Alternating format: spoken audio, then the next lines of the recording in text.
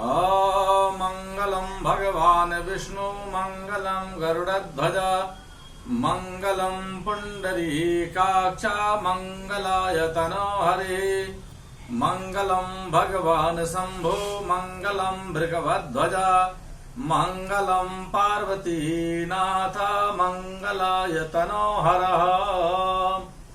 हमारे सनातन धर्म का मूल वेद है और वेद हमारे संस्कार और संस्कृतियों का ज्ञान कराता है। पारस्कर मैं प्रोफेसर डॉक्टर धर्मेंद्र तिवारी जूथालाल संस्कृत महाविद्यालय मझौलिया पश्चिमी चंपारण वेद विभाग शास्त्रीय प्रतिष्ठा प्रथम वर्ष के पारस्कर गृहीय सूत्र में 16 संस्कारों के बारे में विवेचन करने जा रहा हूं। इसमें हमारे संस्कारों का सनातन धर्म का मूल वेद है और वेद हमारे संस्कार और संस्कृति के बारे में ज्ञान कराता है। और मुख्यतः हिंदुओं का 16 संस्कार होते हैं, जिसमें सबसे पहला संस्कार है गर्भाधान संस्कार। तो कुर्वन्ने वेह कर्माणि जीजीवी समः एवं त्वयि नान्यथे तुस्ति न कर्म लिप्ते नरे। गर्भाधान संस्कार प्रथम गर्भ के लिए मुख्य कर्तव्य है, क्योंकि गर्भस्थ बालक के बीज तथा गर्भवासादि जन्य मलिनता के निवृत्ति पूर्वक उसके शोधनार्थ गर्भिणी का यह संस्कार है। फिर संस्कृत पत्नी में सभी संतान संस्कृत ही उत्पन्न होते हैं, इसलिए यह संस्कार जो है गर्भाधान संस्कार सबसे उत्तम माना गया है। ऋतु काल में रजो दर्शन हो चुकने पर पुत्रोत्पत्ति की चाहत रखने वाला पुरुष ज्योतिष शास्त्र में कहे चौथे, छठे, 8वें, 10वें, 12वें, 14वें, 16वें इनमें जो दिन शुभ पूर्ण नक्षत्र युक्त हो उस दिन तथा कन्या की उत्पत्ति चाहने वाला 5वें दिन आदि विषम दिन गर्भाधान करें। उस दिन ऋतु स्नान की हुई पत्नी नवीन शुद्ध साड़ी और कपड़ा पहनकर पुष्पमाला तथा आभूषणों से सुशोभित हुई उत्तम आसन पर पूर्वाभिमुख बैठे। तब पति पुत्रों वाली वृद्ध कुलीन स्त्रियां उस बहू पर गेहूं और जौ, नारियल आदि फल और पत्तों के साथ मंत्र को पढ़े। जाफली निर्जा फलाजा चपुकड़ी बृहस्पति प्रसूतास्तानु मुंचंतो हसा। उसके बाद पति आचमन प्राणायाम कर संकल्प करे। इस प्रकार से संकल्प पढ़े और उसके बाद पत्नी के प्रथम संस्कार से बीज या गर्भ संबंधी दोषों की निवृत्ति के लिए गर्भाधान नामक संस्कार कर्म करें। इस प्रकार कर्म विधि के मंत्रों का उच्चारण स्वयं जानकर सूर्यास्त समय सूर्य नारायण का दर्शन करके और अल्प मात्र उनका दर्शन करें और स्वयं मंत्र प्रयोग न जानता हो तो सूर्य दर्शन के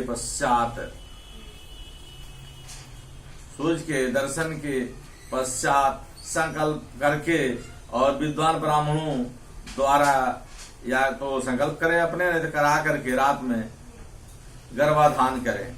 मध्याह्न के पश्चात निम्न रीति के कार्य आरंभ करें। गणेश पूजन, षष्ठीवाचन, पुण्यावाचन, मातृका पूजन और नांदी श्राद्ध करके और इनके मंत्रों को पढ़कर पति पत्नी सूर्य नारायण का दर्शन तथा नमस्कार करें।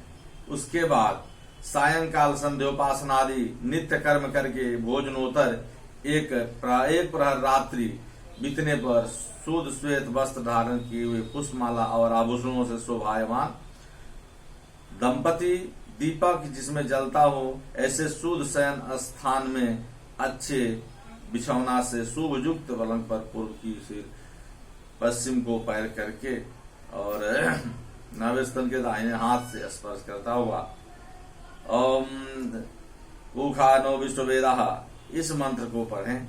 फिर पूर्वाभिमुख बैठा पति पत्नी की ओर और देवता की ओर घूम करके मंत्र को पढ़ें।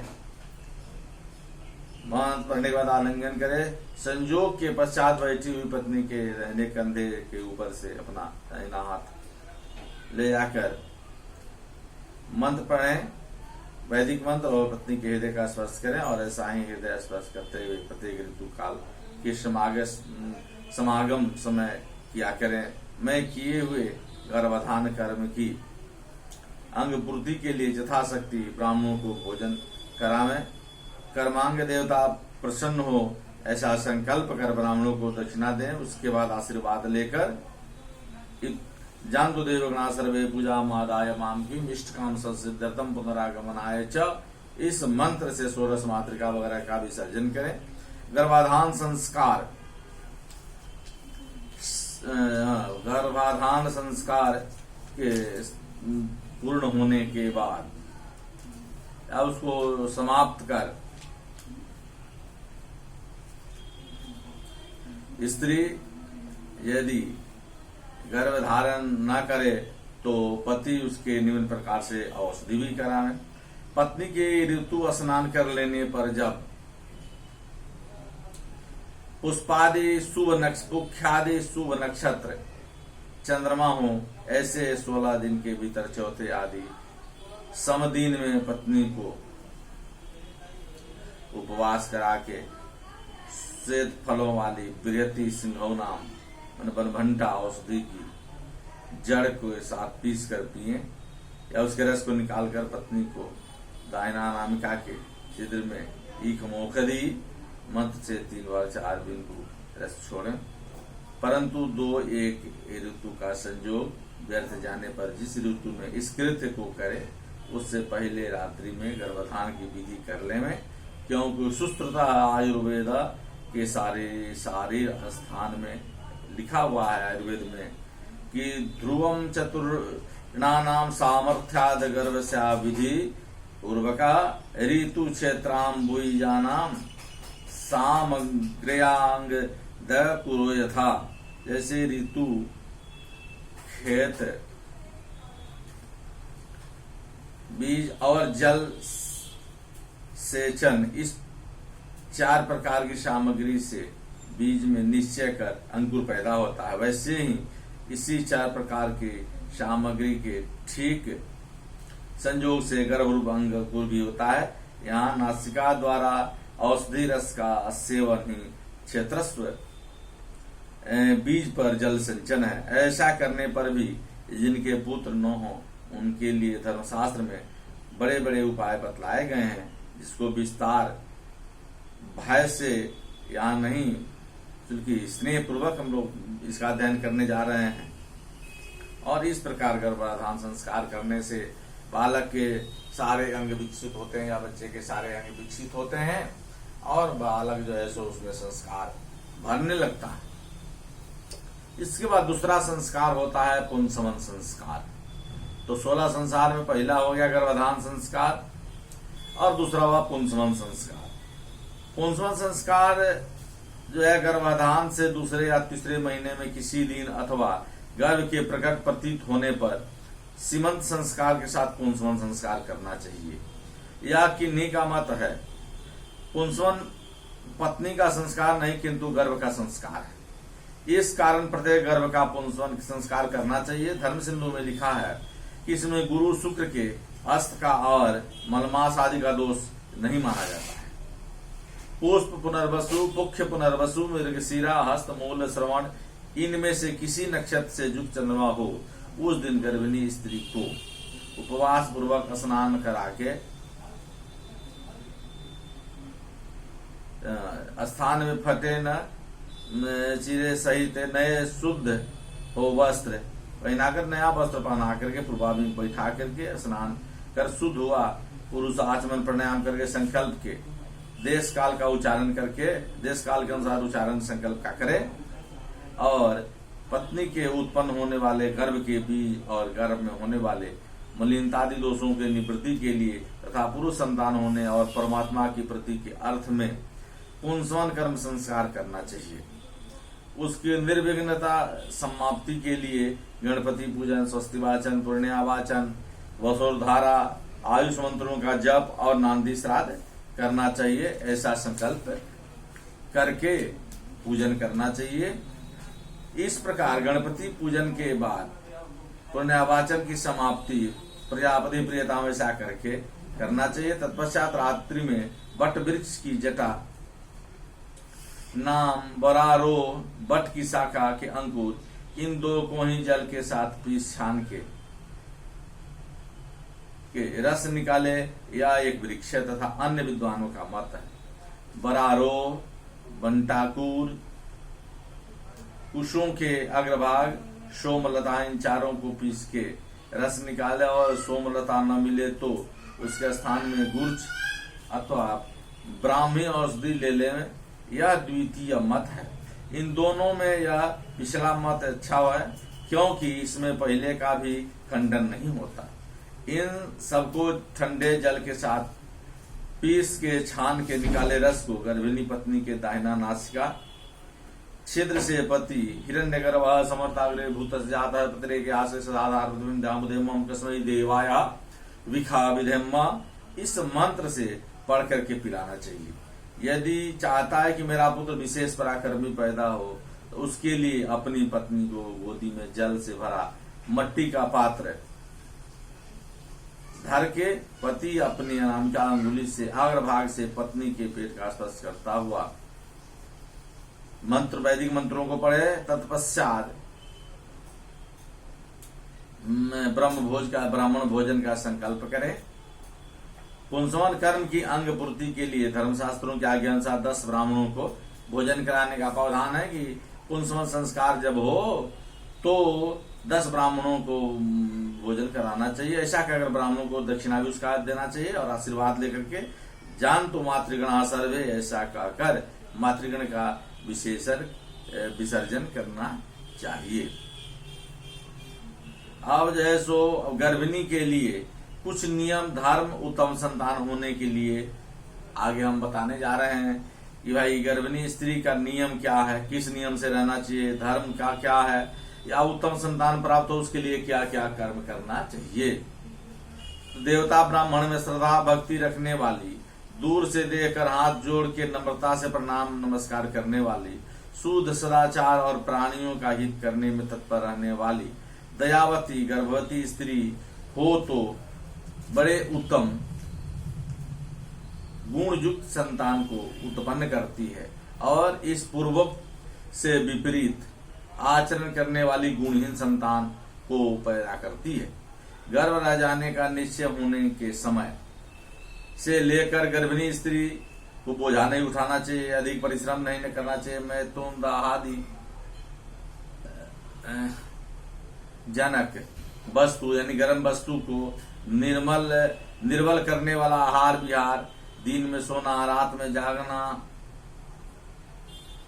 शौच मानना, धक्का लगने वाली सवारी में चढ़ना, डरना, जोर से खांसना व बहुकाल तक एक आसन में बैठना, विशेषकर बार बार शरीर में तैल मर्दन उपटन कराना, शरीर में रुधिर निकालना, अकाल नियम से मल मूत्र आदि रोकना, ये वर्जित हैं।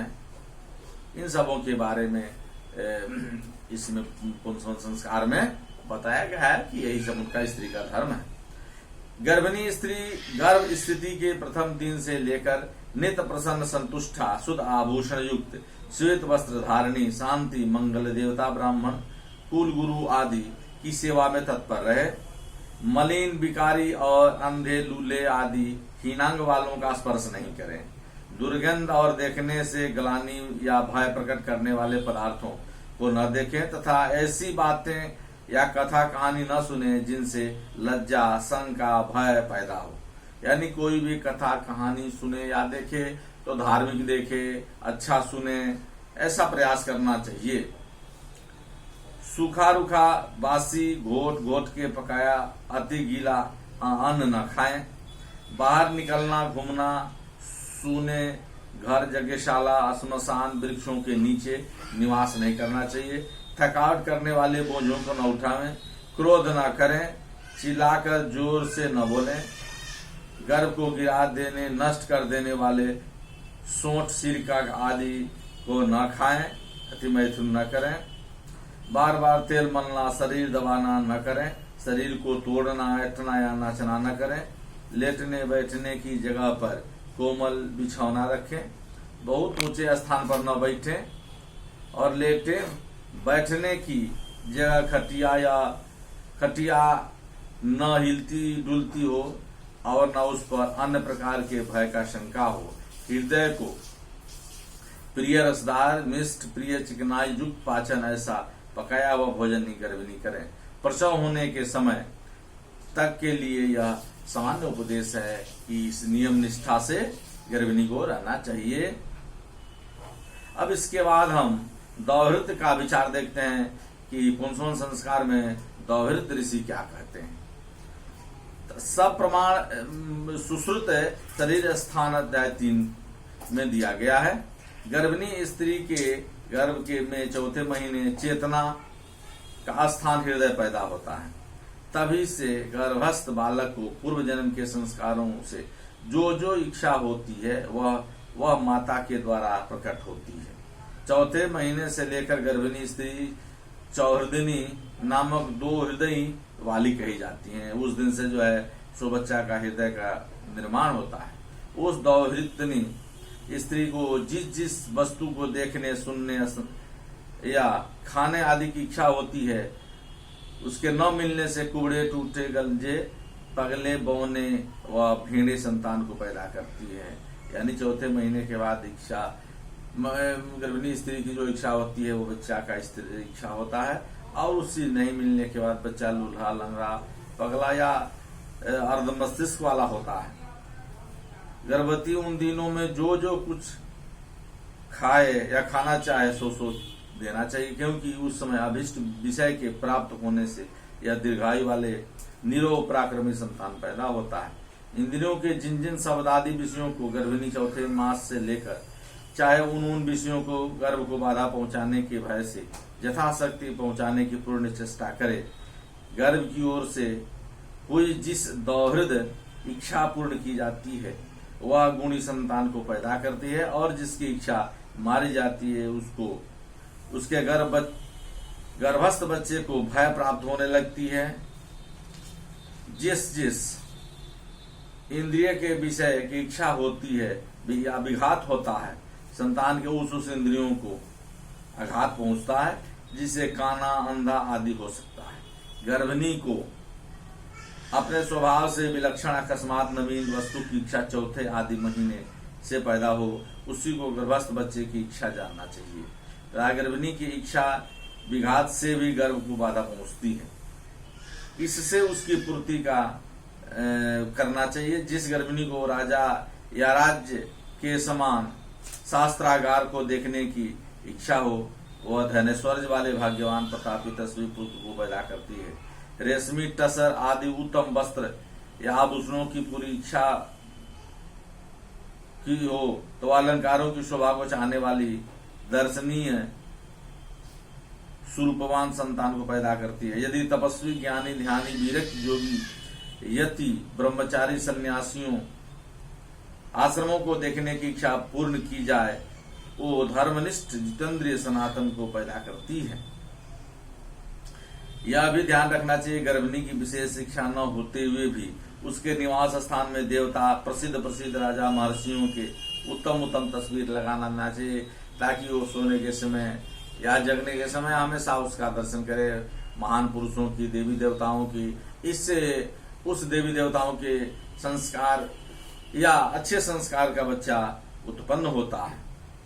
इसलिए अनिवार्य है कि अच्छी तस्वीर लगना चाहिए। उन देवताओं के शुद्ध पूर्ण प्रताप, गौरव बढ़ाने वाले दयाल, क्षमा, जितेंद्रिय, धैर्य आदि धर्म प्रभाव के इतिहास गर्भिणी को सुनाएं। अच्छे कथा कहानी सुनाएं, धार्मिक विषय वस्तुओं को सुनाएं। वह स्वयं ऐसे विचारों को देखने सुनने में तत्पर रहे तो गर्भस्थ के ऊपर उत्तम प्रभाव अवश्य पड़ेगा। यदि देवता विशेष को देखने की इच्छा गर्भवती को अमुक मंदिर का, अमुक देवता का दर्शन करें तो दिव्य मूर्ति, दिव्य अद्भुत दर्शनीय बालक पैदा होता है। सांप आदि हिंसक जीवों को देखने की इच्छा पूर्ण की जाए तो संतान हिंसक होगा। गो का मांस खाने की इच्छा पूर्ण की हो तो निद्राशील धारण शक्ति वाली संतान होगी। इससे जिन जिन विषयों का स्मरण ध्यान या इच्छा गर्भिणी करती है उन चर अचर वस्तुओं के शरीर नाम स्वरूप आचार और स्वभाव की तुल्य संतान पैदा होती है। पूर्व जन्मकृत प्रारब्ध कर्मों की प्रबलता के अनुसार उस गर्भस्थ बालक को जैसा फल प्राप्त होता है दैव योग से वैसा ही दौहित्र इच्छा गर्भिणी को अवश्य प्रकट होती है। इसके अनुसार दैव की प्रबलता होने न होने की दोनों दशा में सारांश रूप मुख्य रूप से कर्तव्य है। देवता ब्राह्मण परः शौचाचार हिते रता महागुणान प्रसूयन्ते विपरीतास्तु निर्गुणा। जो गर्भवती स्त्री ईश्वर देवता महर्षि महात्मा तपस्वी ज्ञानी योगी संयमी ब्राह्मणों का आराधन स्मरण पूजन आदि संस्कार से सेवा करने में पूर्ण श्रद्धा भक्ति रखती है, शुद्धि करने पर शुद्ध धर्मानुकूल व्यवहार करने और प्राणियों का हित करने में तत्पर रहती है, वो बड़े प्रतापी महागुणी संतान को पैदा करती है। और इसके विपरीत करने वाली संतान गुण विद्या बुद्धि से हीन होते हैं। इससे ऐसे आचार विचार की शिक्षा विशेषकर स्त्रियों को लेना चाहिए। उपरयुक्त जो प्रमाण हमने कहा है वह सुश्रुत शरीर स्थान के 10वें अध्याय में इसका वर्णन किया गया है। गर्भिणी स्त्री विशेषकर प्रथम द्वितीय तृतीय महीनों में मीठा शीतल और सादा भोजन का प्रायः उपयोग करें। विशेषकर तीसरे मास में सीठा चावल का भात दूध के साथ खाएं, चौथे में दही के साथ, पांचवें में दूध के साथ और छठे में घी के साथ उक्त भात खाएं, ऐसा आचार्यों का मत है। चौथे महीने में दूध और मक्खन मिलाया हुआ रोचक अन्न खाएं। यद्यपि द्विजों के लिए मांस भक्षण का शास्त्र में निषेध है तो भी राग प्राप्त होने से जिन देश तथा जातियों के प्रचार में चला आने वाले से नहीं छूटता है तो वे मांसाहारी जंगल के मांस के सहित खाएं।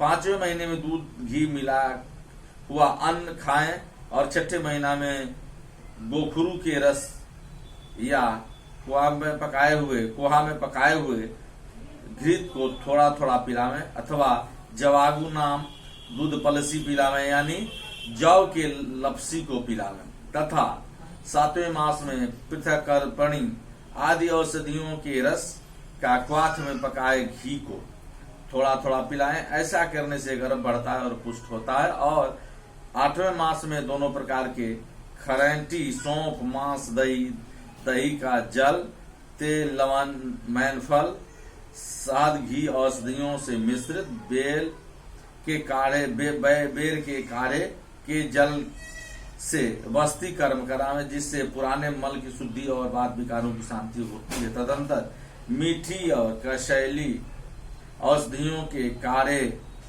में पकाकर बनाए तेल से अनुवासन नाम वस्ती कर्म कराना चाहिए। ऐसा करने से वायु के अनुकूल रहने से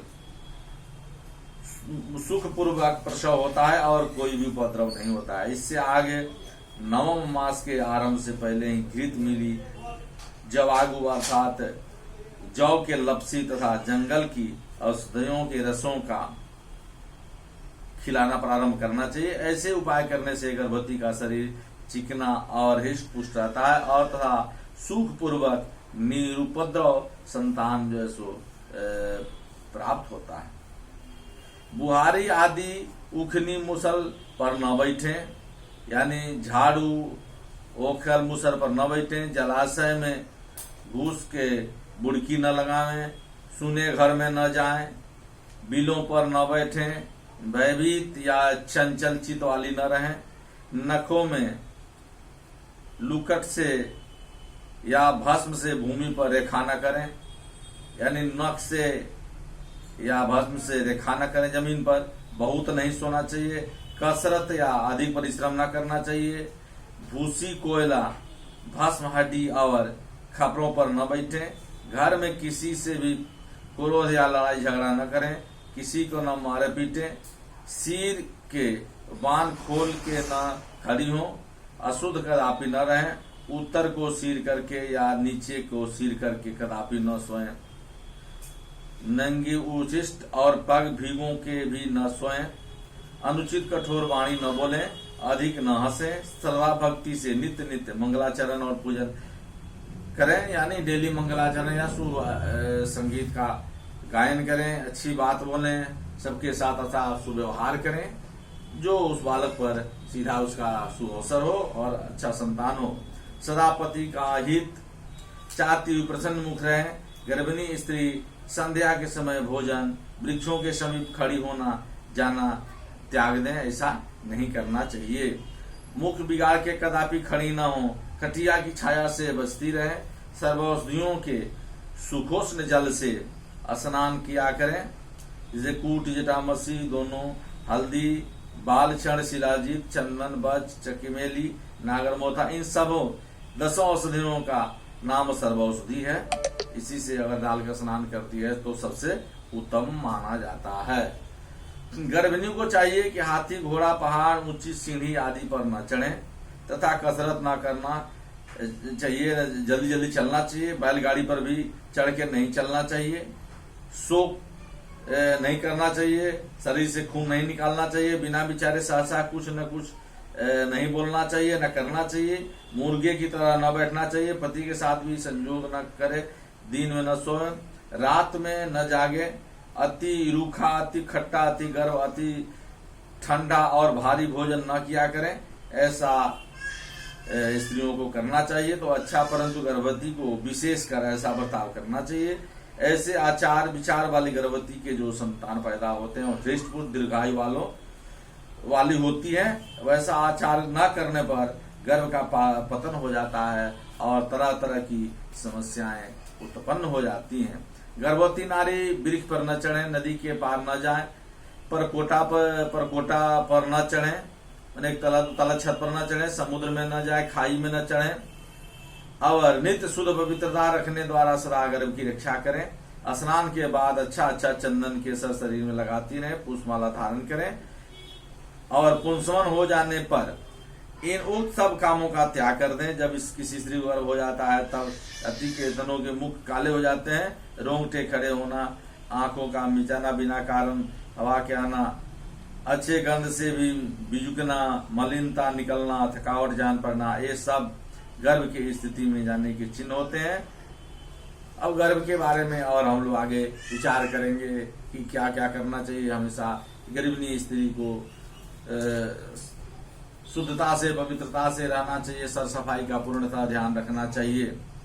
अश्वलायन और रंत संग्रादी ग्रंथकारों ने सब में सम्मति है, जिसकी स्त्री गर्भिणियों व सामान्य कर गर्भ के प्रतीत होने लगते हैं और विशेषकर 7वें महीने से लेकर निम्नलिखित काम नहीं करना चाहिए।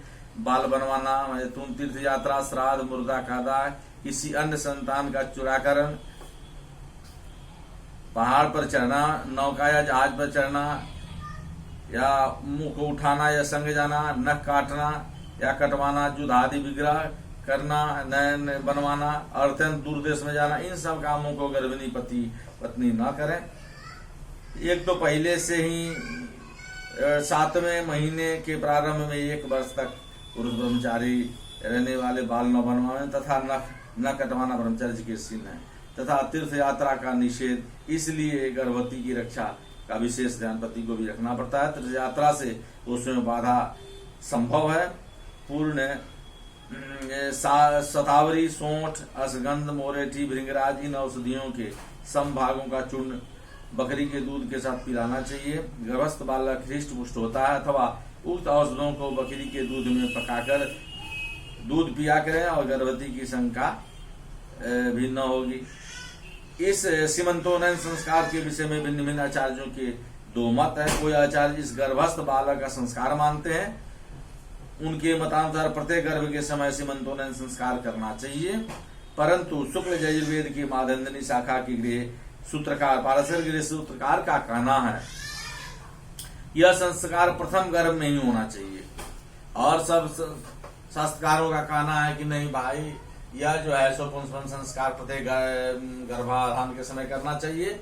किंतु पारस्कर गृह के सूत्रकार का कहना है कि नहीं, यह प्रथम संस्कार प्रथम गर्भ में होना चाहिए, प्रत्येक गर्भ में नहीं होना चाहिए।